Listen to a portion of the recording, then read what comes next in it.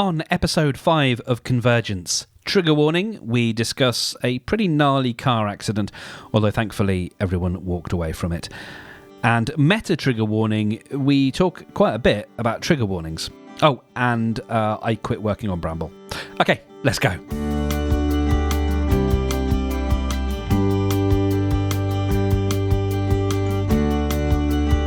I've been listening to more of this book. Thank you for being late. And I actually really know why I'm reading it, because it's just really depressing. I'm like more than halfway through it. It hasn't provided the optimists part of its subtitle yet. Yes, so you were looking for that, like, how is this not going to suck, and you haven't found it. Yeah, it's just like a lot about climate change and how technology is causing it and not doing its job to prevent it, and a bunch of other, and like way more stuff than that. And anyways, a big part of it is just reinforcing this idea that I already have, which is that I want the world, and I mean, obviously individual countries, but really the world, to have a universal basic income. And just, we have enough resources, we have the systems in place, we can just make it happen. We can all just decide that that's the right thing to do, because it is, that everybody just has enough. And then, but then also, then that cascades into more people living longer lives and healthier. And then overpopulation is also a big part of this book and the problem. Like, we're going to have 9 billion people by 2050, which is like less than 20 years away. And like, then, if people stop dying, and they're just going to keep making more people. And so, yeah. So actually, I strike that. I don't know what the solution is. Everything is fucked.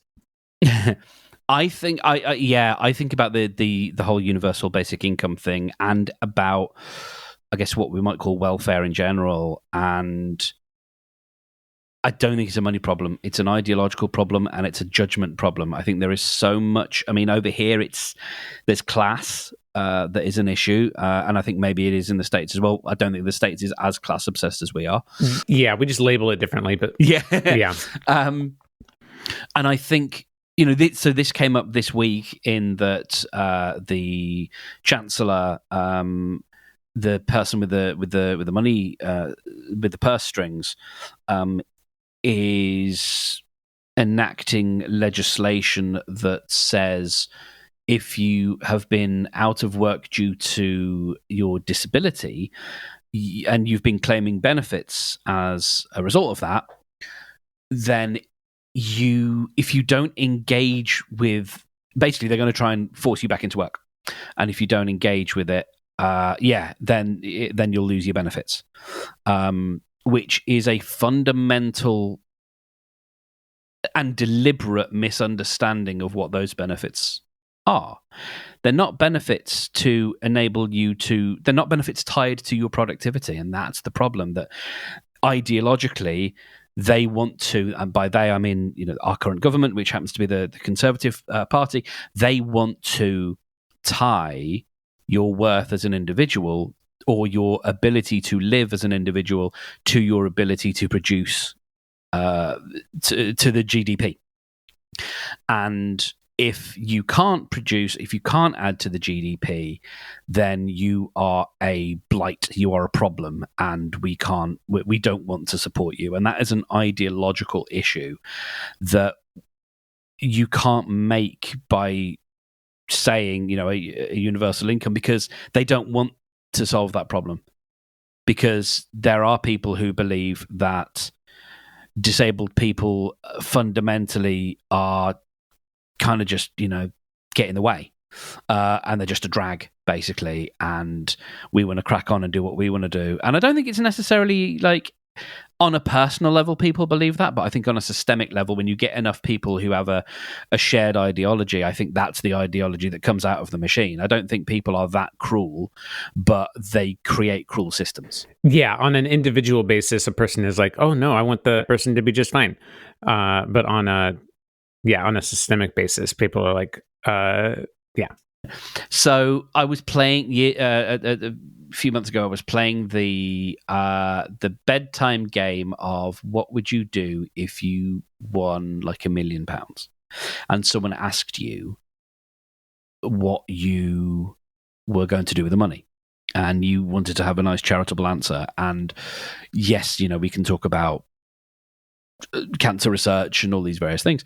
But where I started to go with it is, how interesting would it be? And it's lofty, and it is maybe a bit earnest and maybe a bit po-faced or whatever, but I really engaged with the idea of what if we could write some kind of simple book with easily translatable concepts that basically taught worldwide empathy from an early age. And something about working without judgment, working with curiosity with people, and making it so, doing the work to make it so compelling at a neurological level, using what we know about addiction, using what we know about how to make addictive things. How can we make a book that is so page turning and so fun and interesting and engaging, and perhaps it's brightly colored, and maybe there's different versions that appeal to different nations and the way they think, that ultimately gets us to this thing of just like, over a generation, can we have this fundamental understanding, this global understanding of just our fellow human, and a basic compassion for how can we teach compassion for people we don't know. I don't know. That's incredible. Let's have one of our listeners give us $1 million and get on that right away. I am done. Yeah, sorted. So you have had something of a week, my friend. I have. Yeah. It was on Monday. Had this amazing time. Went to the symphony. Margaret and I went to the symphony. My father-in-law is a double bassist in the Oregon Symphony, and not just a bassist, but a double bassist. Yeah, double bassist. And I don't know why that's funny. He's so good at the bass, he's double. I only mention it because everybody kept referring it to him playing the bass. Yeah, and then at some point it said a double bass, and I was like, "Whoa, what's a double bass?" And I'm like, "Oh, that's just the bass. They just call it a bass." And I'm like, "Okay, well, there's a bass electric guitar, there's a bass acoustic guitar, there's a double bass, and I know that as an upright bass, and like this. So just I'm like, but they all call them bass. All of them are called bass, and then bass is called bass, and then the fish, a bass, is spelled bass." And I just get so confused. So anyways, I used to know an Andy Bass who was a bass, not a bass. Oh, no. But there's no way of knowing. There's no way of knowing. How was you supposed to know? But then, afterwards we, and then Margaret's mom was also there with us, and we were all watching the symphony. It was beautiful. It was the Shakespeare Midsummer Night's Dream by Nicholson, something like that. I'm embarrassing myself, I know, but it was beautiful. It was really great. And and then afterwards we went for drinks with Margaret's parents, and just had a great time. Oh, and then also when we drove home, we got T-boned at an intersection a few blocks from our house. Also that a pickup truck was fleeing police in a residential area at around 50 miles an hour or more, and sped through a red light that we were cruising through on the green, and hit the front passenger side. We spun around. We spun so much that our tail end ended up hitting their car because it hit us and then flipped, or like fishtailed and hit them. Airbags deployed everywhere, more airbags than we knew existed. And right. So now is how now you know the safety features of your car. Yeah. This little Mitsubishi Mirage, this tiny little thing, saved our lives. It was beautiful. There was smoke everywhere. I never actually saw the other vehicle. I just heard from a witness that it was a pickup truck. But it came so fast, and it was so dark at night. All I saw was like the trail of the headlights coming towards the intersection. I'm like, oh shit, they're not slowing down, and like slammed on my brakes. Because typically when you're driving through, people will come up fast to an intersection and then slow down right at the sidewalk or at the crosswalk. And so it just hit me like, oh shit, they're not slowing down. And so I like got, a couple inches or a couple feet out of braking, thankfully, because they hit just in front of the passenger side door. I feel like if I hadn't slowed down a little bit, like it could have been a lot worse for especially Margaret, but for both of us. And then the 2 seconds after the car stops shaking and we just sit there for a second, we hear the truck peel out and drive down the road and get away, because they were still trying to flee police. And we happened to be at the border we had the county line, city line border. And so the other city, Happy Valley, that's chasing these police, they have to stop because they're not allowed to pursue into Portland. And so the guy gets away,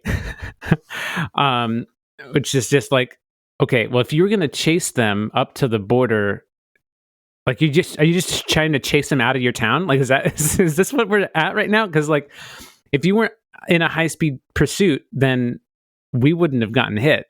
But anyways, that's just me continually mad at the police. And then, so we we check in with each other. We both like ask each other like 5 times, "Are you okay? I'm okay. Are you okay?" and then we're fine. No bones are protruding from our skin. We're rattled, but we're alive. And so Margaret bolts out of the car and gets to the sidewalk because she's seen so many movies with exploding cars that she doesn't know if something's going to happen. I just think that's so adorable. It's so perfect. It's just perfect. And I'm thinking, like, after we talk about it, I was thinking, well, we have like an empty tank of gas anyway. Like, even if that was possible, which probably isn't, they'd be just like poof. and this car just runs on fumes. It was a delightfully light 3-cylinder engine car, and that's why it spun so much. And actually, I think because like, even though it was tiny and had no bulk, it had no like real protection, like armor, it was so light that we spun. And like, I feel like we didn't slam our heads into the airbags or anything. We just kind of like twisted, and like all of our momentum kind of got shifted around, and we didn't really get banged up too much. Margaret had asked like if we were driving my pickup truck instead, how that would have been different. And I'm like, well, we probably would have stopped sooner because my brakes are better in my truck, but we would have then hit the side of the other truck more and would have probably slammed forward and not really twisted, because my tires probably grip the ground more and I have more weight in my truck. And so, like, I don't know. I think maybe we fared better in this tiny car. I'm not really sure. Anyways, Margaret walked away with a pretty sore shoulder, probably a rotator cuff sprain. And a bunch of a bunch of bruises on her hand and where the seatbelt kind of held her in place. And for me, I had a sprained ACL, which I'm still limping around on, and general myalgia throughout my body. It's aches and pains, and it's kind of triggered a fibromyalgia flare. Like, I had been getting down to just like a 1 out of 10 pain every day, and now it's up at like a 5 or a 6, just because it's just. My body is trying to work really hard at repairing this part of my body that's hurt, and all those organs, all those glands that I use to produce chemicals and stuff in my body are just still kind of tired. They're like, okay, well, when you're fine, when you're doing your self-care routine every day for 3 hours and you relax and everything, you can feel fine. That's great. But when you have a big sudden injury, we're going to make you hurt again. I take it you took yourself to A&E, what would you call it? Urgent care? Yeah, we both went to urgent care. Yeah, I got they just wrapped me up in some ACE bandages and told us to take ibuprofen. But yeah, we got checked out. That's the American medical system for you. I think ibuprofen is probably the most prescribed drug. Oh, it's the wonder. It's the wonder drug. I swear by ibuprofen. Absolutely. I just deal with the pain. I'd rather the things I've learned about how ibuprofen and Advil and those kind of things destroy your gut microbiome. I'm just like, I think I'm going to let my body just kind of handle this. Well, I had a conversation because there was a big scare, or there was a story a few years ago about ibuprofen and what it can do to the heart and stuff. And I went and saw my doctor about it. Well, I went because I've got a mystery injury. One day I woke up and I was in quite a lot of pain and I couldn't really move my left shoulder past a certain point, and it hurt, and I was all sorts of stuff, and I still now get I get a bad back and a bad shoulder when it's really cold and stuff, and I never used to. But yeah, I just got this weird, this weird sort of twingy injury, and I went to my GP about it, and I said, he said, just take ibuprofen and this, that, and the other. He was really good. He was like, you did the right thing, this, that, and the other. Don't know, what it could have been, but take ibuprofen and rest up. And I was, I said to him, listen, I'd heard this thing about ibuprofen, and there's the history of heart conditions in my family. I'm overweight and all that kind of stuff. And he was like, basically, what a lot of this stuff is, it's the same with like aspartame and a few of these other things, is like you have to take them in such big quantities before you actually get to the effects that people are talking about. So yes, you can get these issues, but you have to be popping more than the recommended dose per day, and it usually ends up being quite a lot more than the recommended dose per day in order for you to see those kind of symptoms. Yeah, because they noticed those trends in rats and stuff when they give them a human-sized dose for a rat-sized body and stuff. Yeah. So post all of that, what was the, and I mean mentally, not physically, like what was the next day like? Honestly, not so bad. It was kind of like it was mostly like, wow, I'm so thankful to be alive. Like, what a time to have this reminder of how fragile life is while we're trying to manifest our dream life. And it's the day before Thanksgiving, and we're thinking about family and growing our family and being around family. And it was a lot of, like hot baths, lifting my leg and thinking about how grateful I am. That was really the most of it. Margaret went right back to work the next day, which was just, she didn't want. So it happened to us at like 11:30 p.m. And how did you sleep? Actually, pretty bad. So I didn't know exactly how to handle my leg yet, so I couldn't find a comfortable position. I typically actually sleep with my legs lifted up, because I've had two conditions. I have POTS, which it means I have very poor circulation, especially in my limbs. And so I have giant bulging varicose veins in my legs because the blood just kind of pools down in my legs. And so I lift my legs up at night to help them drain back into my body. And then also, I fell off a ladder 6 years ago and cracked a whole bunch of bones in my feet. And so now it hurts to let my heel rest down on a bed or anything like that. So I generally lift my legs. And so that helped, but I still couldn't quite find a good position for my leg. It was just really painful. No matter how if I held it in a position, it was fine. But as soon as I relaxed, then it would hurt. And so it was kind of hard to fall asleep, because then I would wake up as I'm relaxing. It was kind of a bed back and forth. But the next couple of days, as I kind of figured out how the ACL hurts and what position it likes and doesn't like to be in, it was a little bit better. So I've been having better sleep, but that first night was pretty rough. So then, day 2, Tuesday, I guess, Margaret goes back to work, you were saying? Oh, yeah. She was like, it was super late at night, and she was like, I don't want to call them and tell them I can't make it, because it's like, I have to go babysit them in like 9 hours because she's a nanny. And like, I'm just like, they'll understand. We just had a massive car accident. Like, it's a nanny agency. They have other people. It'll be fine. But she was like, no, I have a duty. She's just an amazing trooper, and she handled it pretty well, it seems. That, from what I know of Margaret, that feels like that checks out. Yeah, she has an amazing capacity to compartmentalize, but like not in a super unhealthy way of like not dealing with traumas.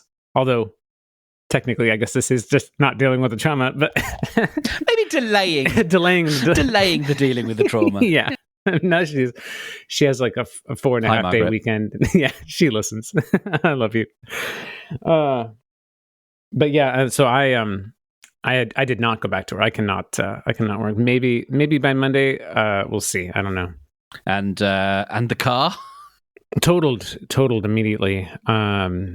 Yeah, just our insurance agency has an app that we use to file the claim, and just by the amount of spots on the car that I touched to show it where we had damage, it's like, oh yeah, it's totaled. We don't even need the estimator to come look at it, but we will anyway.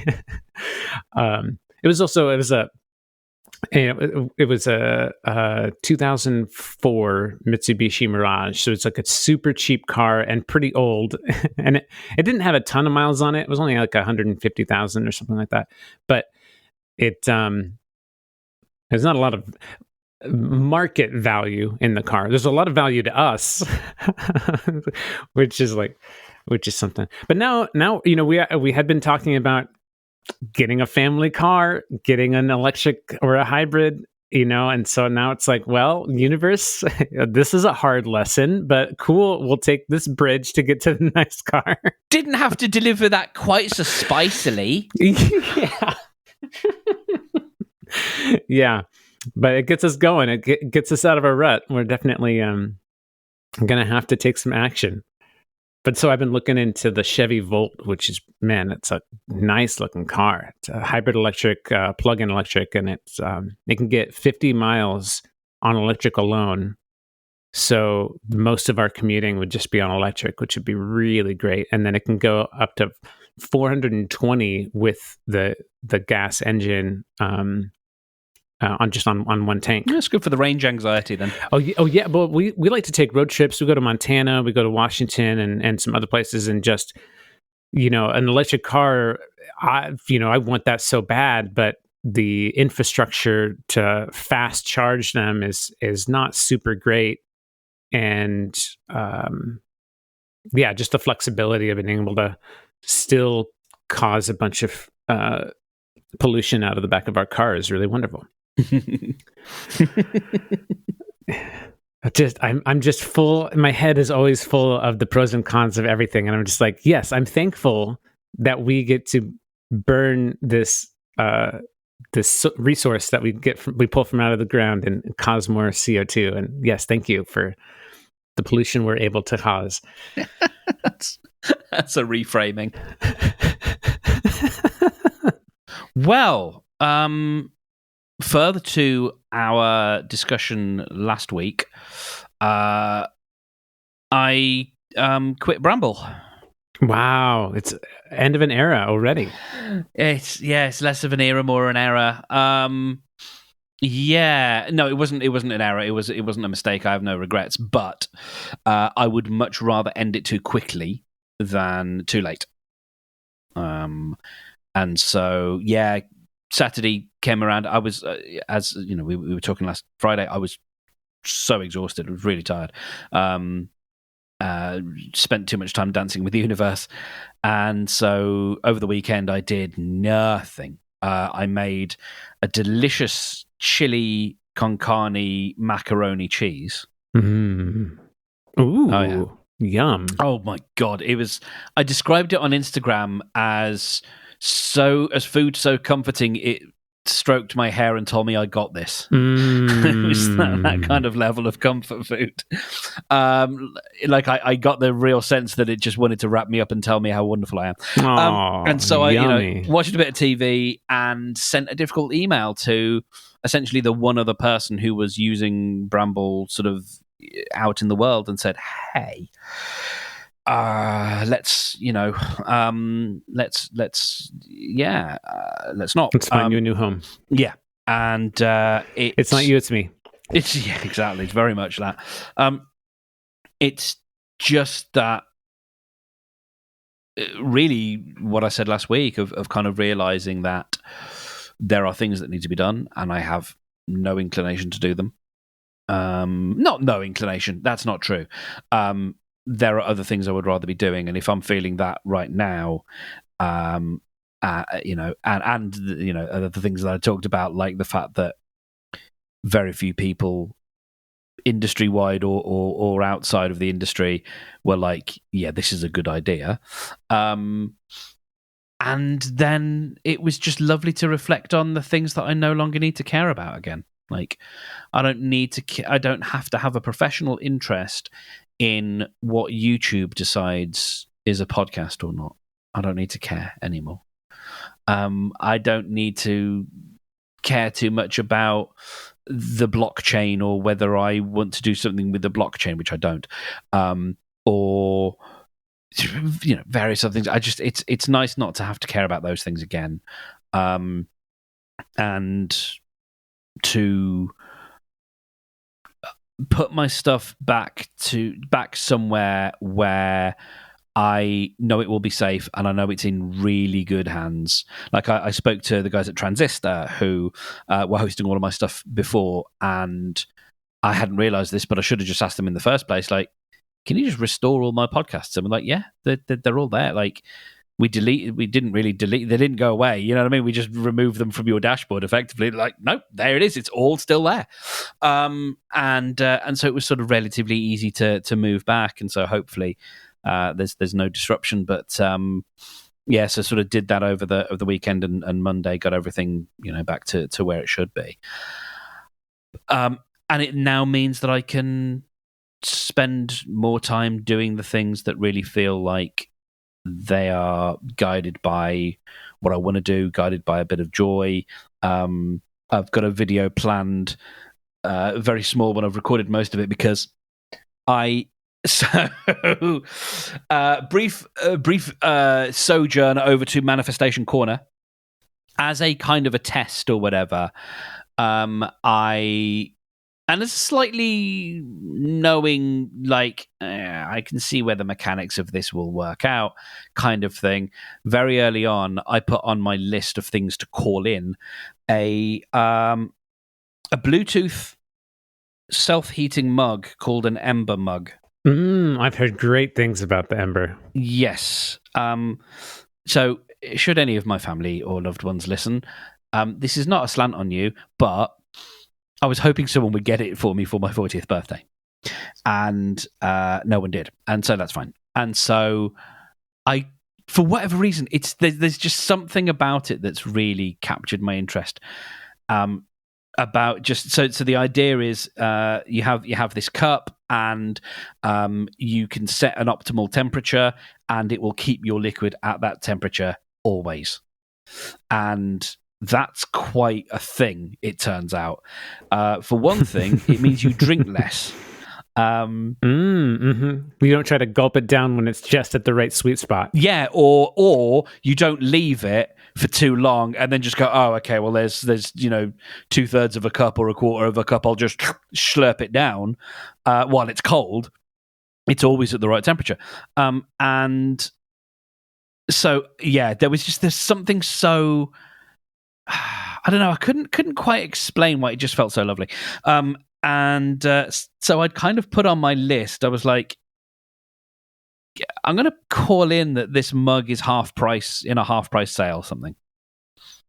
And I think I knew, because it was only a couple of weeks ago, I think I knew that Black Friday was coming up, and I was like, this is not without the realms of possibility. It didn't come in at half price, but it did come in at nearly 2/3 off. which was enough to put it under my bracket of like, because it's an expensive mug. It is. That's why I bought it for myself, because it's an extravagance. It's a real extravagance. It's a real luxury. And so I didn't allow it for myself, but I searched, I saw it, and it was like, yeah, okay, that's like just under 30% off. I'm going to take that as enough of a sign, and I'm going to treat myself. And it arrived yesterday, and so I recorded a little, some segments of a little YouTube video that I'm going to put together, because I think it'd be quite fun. And I might see what other little creative things I can do. Yes, so it's those kinds of things that I want to spend more time doing. You know, I want to spend more time making fun stuff and showing, as a creative person, showing what that life looks like. So that's kind of where I want to go.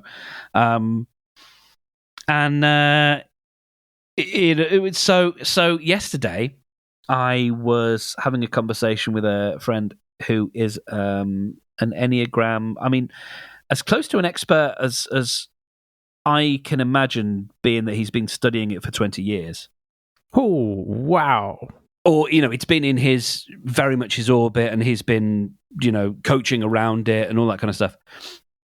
And we had a preliminary conversation yesterday. He's got a hunch, and he has this a lot, that when it comes to automated tests, he thinks I've been mistyped.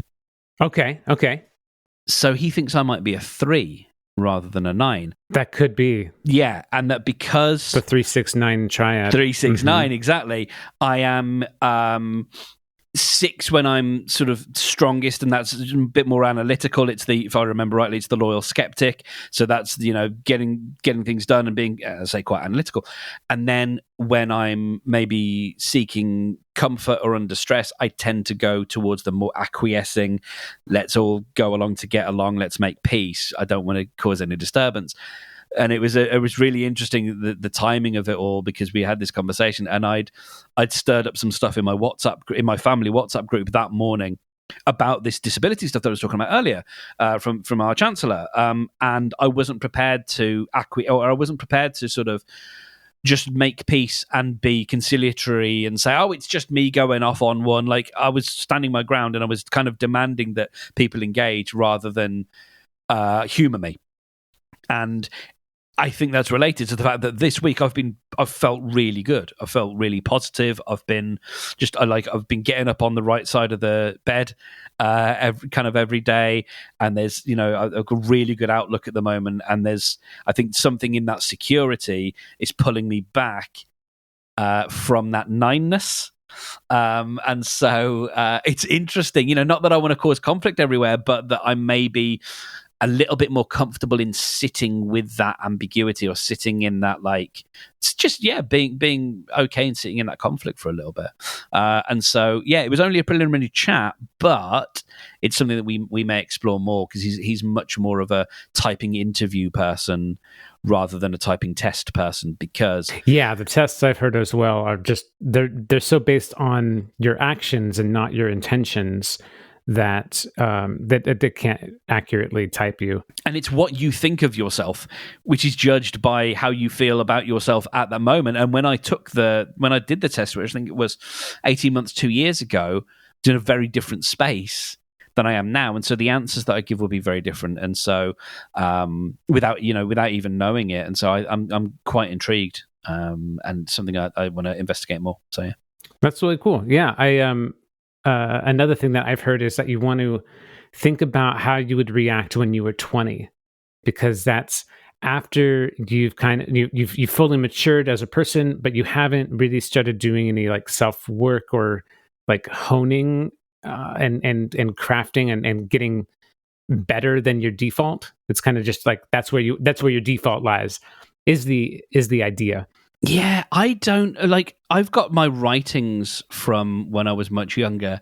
I haven't got them to hand, but I looked them up on the Wayback Machine. Very privileged in a sense to have because I've shat so much stuff out into the internet for so long, I can go and find it. Even if I'm not going to preserve it, it is still preserved in Aspic by the people at archive.org, and I thank them for it.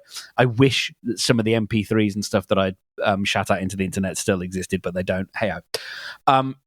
But I like myself far more now than the version. I think I liked myself when I was 20, but I don't like as a man in his 40s. I don't like that 20 year old person. I find up until sort of 36, 37, I found him to be. I mean, like there's something I haven't really said much, but there was a moment where I was I was a bully on the internet. Like I remember bullying like a young guy, and it was all down to getting a job, feeling like I was secure, and it was basically tribalism. And it was, it was all over. Someone had built a crappy website, and I was awful. I was horrible. I can't remember why. Maybe he was on a forum. We were both on a forum, and maybe he offered his website up for people to criticize or something. I feel like I wouldn't have been that awful if he was just asking for feedback. It might have been that what it probably was, I bet you, was that he disagreed with something I'd written. And then I saw his website, and then I went to town. And it wasn't just me, I was buoyed up by my friend, my friends and colleagues in the office. But I was awful, and unapologetic, and I was a bully. Like, that version of me is not a good guy. And I can talk about where that came from. Like, I don't hate myself from that, because I can talk about where that comes from and you've learned from it and grown. Yeah, absolutely. And the thing to learn and to grow, or the thing that I needed to learn, was that I was always safe. And that's where all of that lashing out comes from, for me at least, is the sense that I wasn't safe, that I wasn't secure, that I wasn't in a place, that I'd spent a long time being bullied or felt like an outcast or feeling like an outcast. And I wasn't where I was. I was safe. And it's like the kitten that doesn't realize it's in the warm and it's dry and it's safe. It keeps hissing and spitting and throwing out claws because it doesn't realize, actually, you know what? Everything's okay.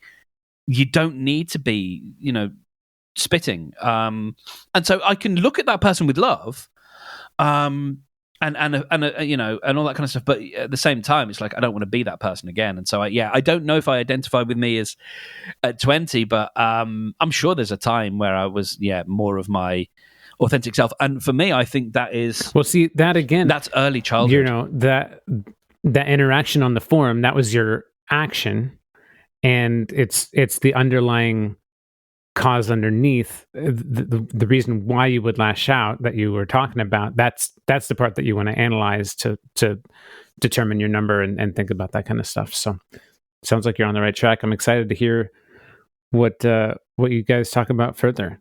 Yeah, and there's an interesting mirroring, I think, in that a lot of the work that I do now is to try and help people feel safe. And I think there's an interesting kind of interplay there, in that I know what it's like to be that guy who makes people not feel safe. Not necessarily in a physical sense. I would hope never in a physical sense, but in that kind of intellectual space, huge degrees of snobbery and elitism and all that kind of stuff. The flip side of that is the work that I do now is, I don't think I'm deliberately paying penance for it, but maybe there's a little bit of me that is, that helps people go out into the world and actually make the stuff that they want to make. And I hope that kid, because he, I think he was a kid. I'm sure he's fine. I'm sure he shook it off. It was only a few days, but nerds are gonna nerd, and I was that hardcore nerd for a bit. That reminds me, I've only had one time where I've really been bullied on the internet, and it was mob. What do you call it when a whole bunch of people are ganging up against you? Like I felt like I was being canceled. I was in this group XOXO, and it was this ultra liberal conference in Portland, Oregon, and it was in one realm really great. They just like so wanted to be inclusive and like aware, and they were trying to hit all the right buttons, but they were trying so hard that they had blinders on and they couldn't see where they were then leaving people out or being super blind about things because they were so focused. And I had this I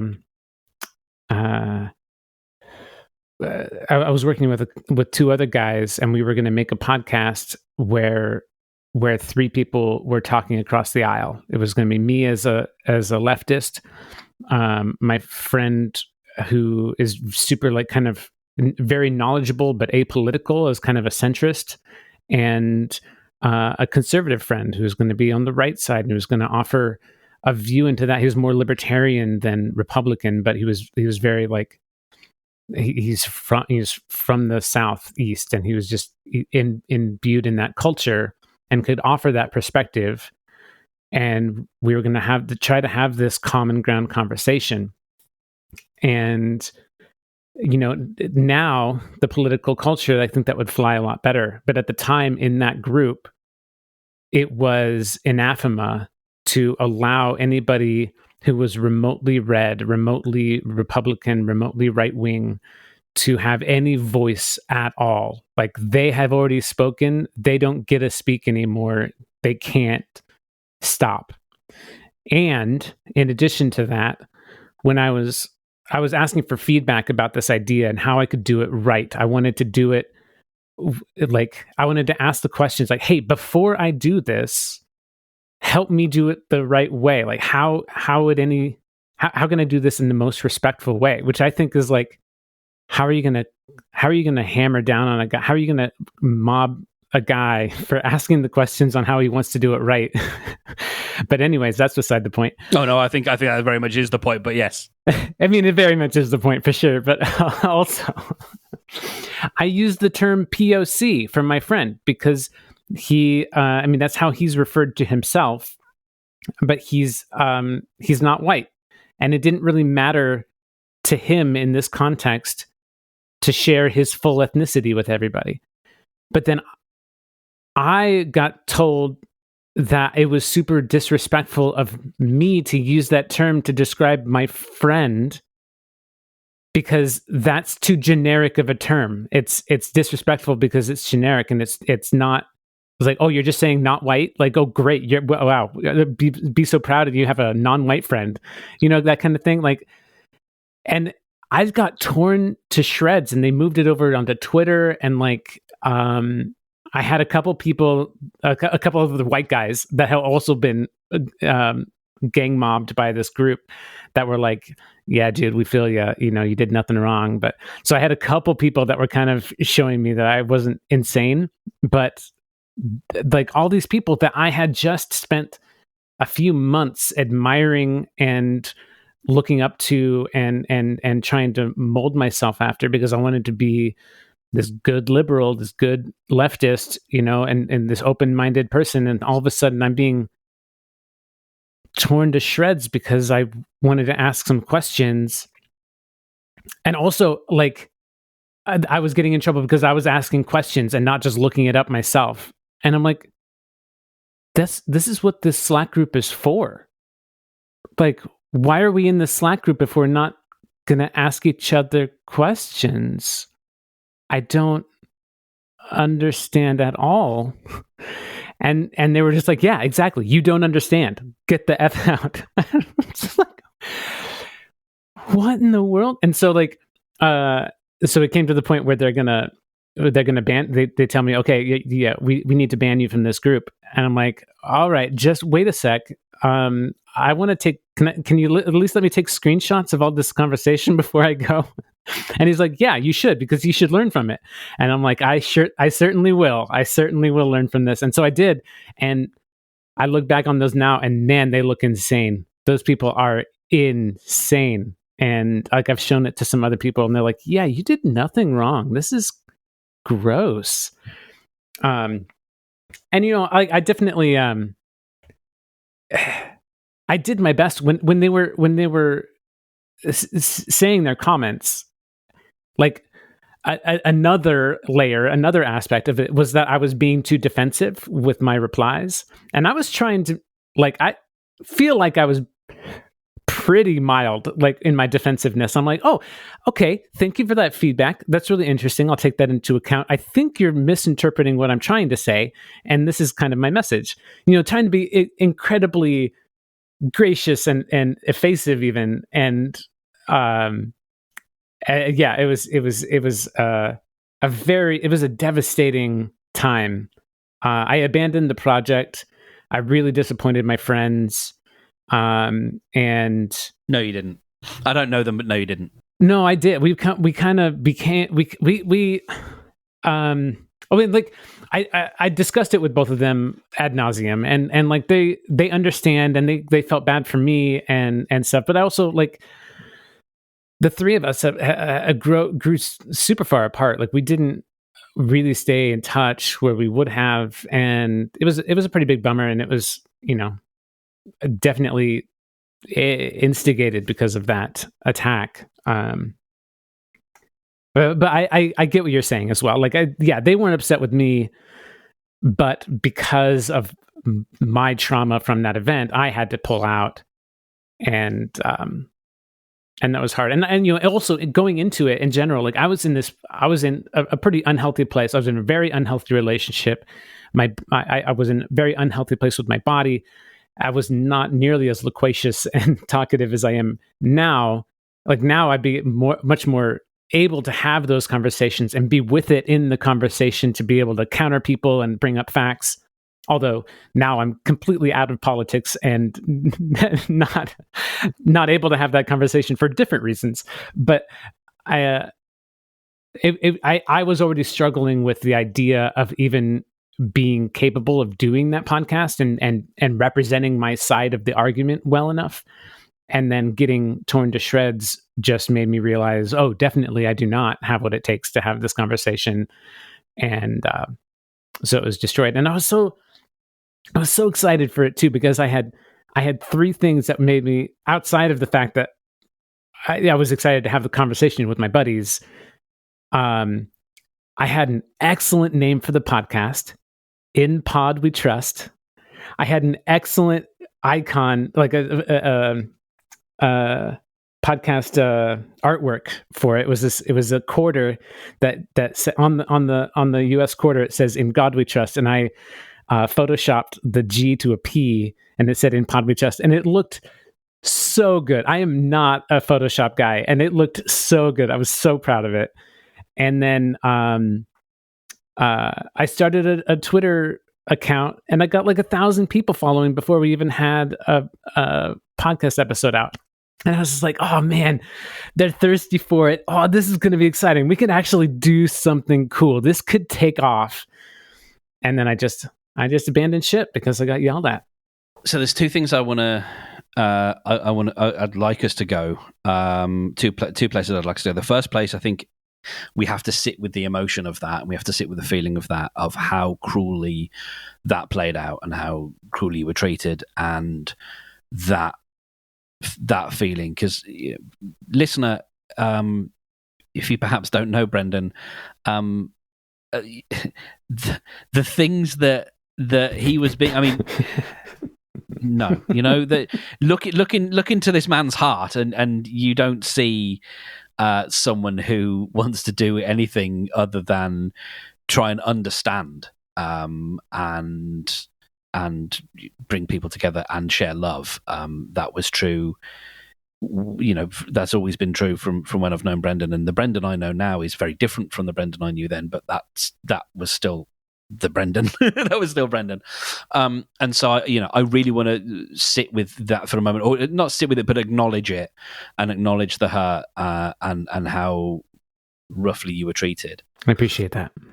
And in lieu of any kind of real lesson, I think what this shows us is part of the issue is trying to have what can often be a non-linear discussion in a kind of linear format. The problem with something like Slack is that so many people can pile on while you're still talking about, people can ask question 2, 3, 4, 5, 6, 7, 8, 9, and 10 while you're still trying to deal with question 1.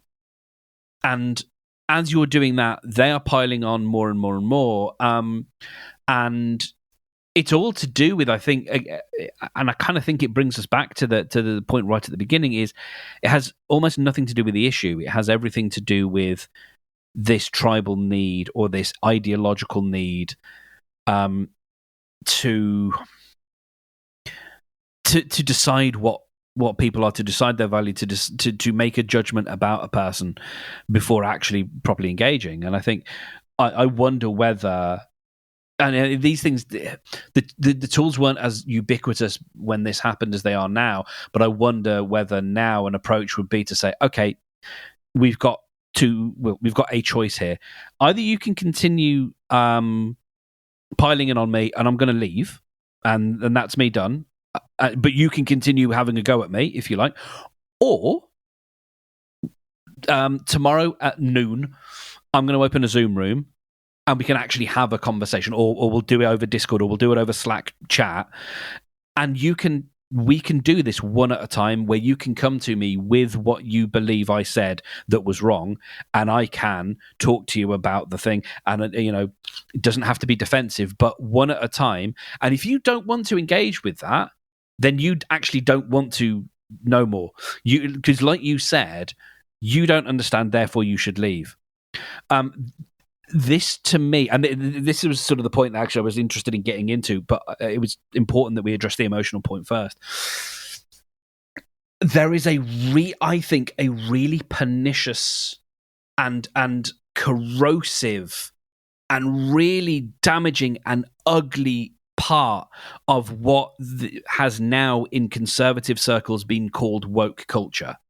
I think it's a bad name anyway, but when we talk about people who are nominally defenders of the downtrodden and defenders of people who were getting a raw deal, that's a noble cause, and that's one I think we all espouse, that we're all part of. But there is something really toxic in we can't even use the phrase, I'm just asking the question. Even using that phrase has now become a dog whistle, because it's become a meme, it's become a cliche, because what people think that usually precedes is someone who's going to say something awful. That I believe there are still questions in our society that don't have answers yet, and people are acting as if they do. I'm not going to list them, or the ones I think, because that doesn't matter, because whether I've got questions about them doesn't matter. But the fact that there are spaces where that dialogue is unwelcome and people are unwilling to engage in that discussion, and just to go, is that actually the case? Did that actually happen? Is this what we think? Is that sensible? Is this safe? Is that... those conversations are shut down in such a toxic way that I think that is really damaging, and that's something that I've come to realize over the last year or 2 years, because it has nothing to do with the intent of the person. A family member recently said there was a contestant on Survivor who goes by they them, and they were like, yeah, and it is what it is, but I'm a human. And this person that I was speaking to was like, well, they can't be then, because a human can only be, and this is someone I know is not transphobic, and is like me, is trying to understand the gender spectrum and that kind of stuff. But I knew that the intention of that person was not to actually claim that this was not a human being, but was a question of semantics. And so 2 years ago, I would have launched into a whole, how dare you, this is outrageous. That wasn't the point. The point was, it was a semantic issue, and there was a misunderstanding in the semantics. But there is such a glee in those kinds of trans stuff aside, like any of these communities, like you were talking about, there is such a glee sometimes in trying to find that one thing that proves you are not a part of this tribe, and therefore we must defend our tribe. Yeah, I can write you off because you made a mistake. Yeah. Or you just came in and you went, is that, oh, okay, that's interesting. Or how do I do this? And because you didn't already have the answer, that was somehow a crime. And the more and more, and it's so tricky to walk this line, because it then makes people think that you don't care about those issues. You absolutely do, but it's then not to a degree that it becomes so toxic. You just don't have the exposure yet to the different perspective. Oh, it's we are in a really tricky time, and I think I've got a friend who's I wouldn't say an anti-vaxxer, but is vax skeptical, and because there are questions. That doesn't mean those questions will prove that they have right answers, but it means there are questions. And it's that simple. By simply saying, have we done the digital, are we asking the questions, does not mean anything other than, have we asked the questions? But we're so... Anyway, you get the point. I'm repeating myself, but it really... I find it oppressive and dark. I find it really dark. I find it really toxic, and I find it... it's not fascist, but it is as restrictive. And it is because it's about control and dog whistle again, freedom of speech. You and I have had so many conversations about freedom of speech back in my old job, and how that to us then was a dog whistle. And it still kind of is, because most of the time the people who talk about freedom of speech are in no danger of having their freedom of speech challenged, because they have all the power already. Yeah, and they just want the excuse to be able to say shitty things. Yeah. Without consequence. Absolutely. Without consequence. Exactly. This is absolutely a freedom of speech issue. And you can't even... It's so knotty, and it eats in on itself. And I find it fascinating, but also just so dark that there are now things where I just say, I don't have an opinion on that, because it's so much easier. Rather than I have questions, rather than I agree... it's far safer to not have a public opinion on this, because otherwise, I would last point, I think I would much rather engage with someone who disagreed with where I was politically than someone who I was politically aligned with, but had this misinterpretation or this idea of, or was so tribal that, I would rather actually, I think that's it. Like, I would rather disagree and have a conversation with someone from a different tribe than someone I thought was in the same tribe, because that is so much more toxic. Okay, I'm done. I'm going to drink my very warm coffee now. And that's exactly what happened to me.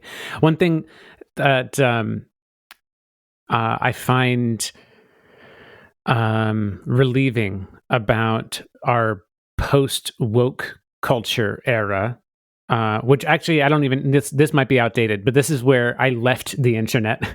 We finally started to realize that when a person is triggered, that is on the person that's triggered, not the person that triggers. Unless somebody is actually trying to be a bully, unless somebody is picking a fight, that's different. But when a person is just talking and they trigger somebody, that isn't on them.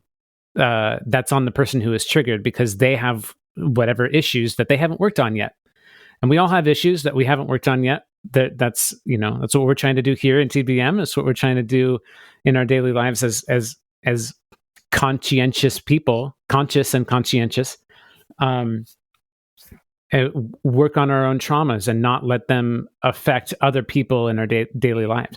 But what happened in that Slack group was a few people got triggered, and at that time, back in 2007 or 8 or 9 or whatever it was, 2009, I think. Oh, it's 2019, I think. 2019. Yeah, I don't know what time. Time is a flat circle to me. I have no idea. I do the same thing. I've lost from 2000 to 2010. Like, I forget that whole decade exists. The reason I think it was around there is because we did a series on burnout, and so it might have been late 2018 because this topic came up in the burnout series that we were recording, and I think you were just in the process of winding it down at that point. That sounds right. Yeah. But yeah, so at that time, that the triggers being on the person who was triggered was not really a part of the culture yet. I think there was a couple books and a couple Twitter people and a couple Instagram people that kind of came out and made a good movement on that afterwards. But I'm really thankful that we're there now. Like, because like I had. I kind of triggered this is a whole big discussion we won't get into, but I triggered my sister kind of recently, and it's caused a big disruption in our relationship. And we had a conversation about it. And even though she was still upset with me and she's still kind of taking it out on me, she could still also understand that this was on her. And she was like, yeah, I know I have issues. I don't have time to deal with them. So I'm shutting you out, is more or less how it came to, because she couldn't handle me. She was protecting herself in that sense. That was a question mark, not a statement. No, it's true. It's an absolute yes. She has to protect herself. She doesn't have the resources and the capacity to handle both everything that she's piled on into her life and trying to understand and empathize with her brother and what he's about and what he's trying to do. So, everyone's at their stage in life. For the listener, I think, again, like when, and maybe I'm being overly defensive, but when Brendan says it's on you, like, not that it's your fault, but it is your responsibility, because it's yourself, and not out of some sense of duty to anyone else, but it's a sense of duty to yourself that you've got to put your own oxygen mask on. You've got to get out of that dangerous environment. I'm going to put a trigger warning on this episode, probably for probably two. One, because of the stuff we're talking about now, and also because of you describing what happened to you this week. And I want to make sure, and it only occurred to me as you were talking, I know someone who was, and we talked about them last week. They're not a listener, but affected by a car collision, and it is, I think if someone gets triggered and has a pop at us, if we didn't warn them, that's one thing. That's on us. If we warn them, then it's not like that's on you and pointing the finger, but it's just it's simply the statement of that's why we put the warning in place. Yeah. When it's knowable, when it's guessable, that's a wonderful thing to do. I don't personally subscribe to the fact that that's required, and if there's no trigger warning, then that's on us for having a conversation and not warning people what's in the conversation. Personally, but I think that's mighty respectful to have a trigger warning. And I don't mean like you said about being triggered. Like it's not your fault for being triggered, but it is your responsibility to deal with, not the person who is just saying something without any intention of harming. That's not on them. It's gone back to intent. Wow, we've done it. I think we solved it. We sure have. Proud of us. Well, another week accomplished. I love our time together, Brendan. Thank you. Likewise. Thank you so much. Talk to you next week.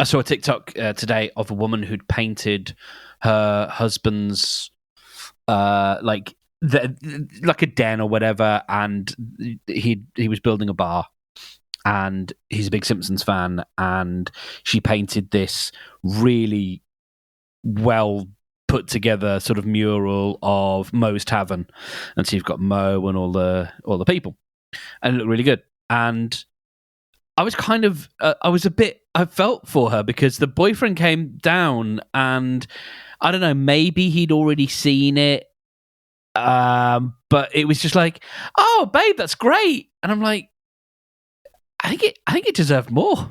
I think it deserved a bigger reaction. Yeah. Like, it's so easy to get those characters like a little bit wrong.